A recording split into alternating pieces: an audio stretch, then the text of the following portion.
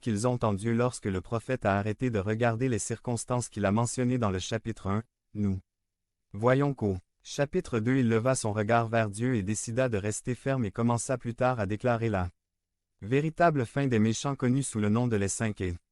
Dans le chapitre 3, il a prié Dieu et a ensuite pu le louer. Un hymne de foi. Habakouc 3, 17 à 19. 17 Même si le figuier ne fleurit pas et qu'il n'y a pas de fruits sur les vignes, même si le produit de l'olivier manque et que les champs ne assurent pas d'entretien, même si les moutons sont retirés de la bergerie et il n'y a pas de vaches dans les enclos. 18 Mais je me réjouirai dans le Seigneur, je me réjouirai dans le Dieu de mon salut.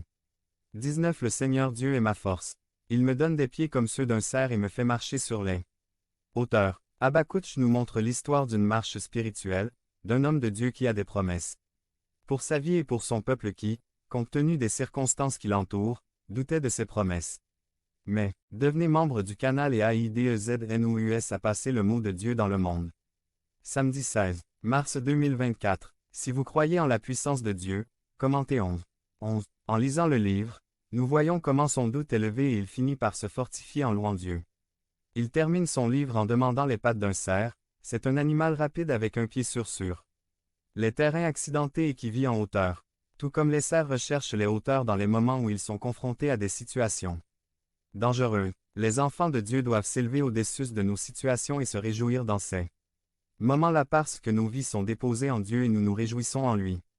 Habakouc n'a pas caché les problèmes qui l'inquiétaient mais il a reconsidéré sa décision et s'est élevé à un nouveau niveau en reconnaissant que son Dieu était plus grand que toute circonstance.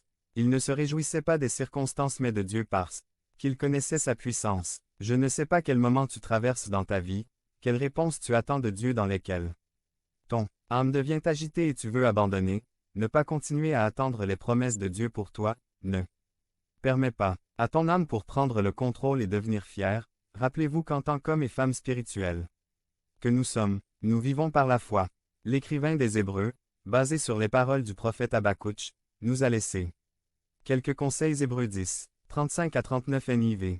35 Ne perdez donc pas confiance, car elle sera grandement récompensée. 36 Il faut persévérer pour qu'après avoir accompli la volonté de Dieu, vous puissiez recevoir ce qu'il a promis. 37 Car dans très peu de temps, celui qui doit venir viendra et ne tardera pas. 38 Mais mon juste vivra par la foi. Et s'il fait demi-tour, cela ne me plaira pas.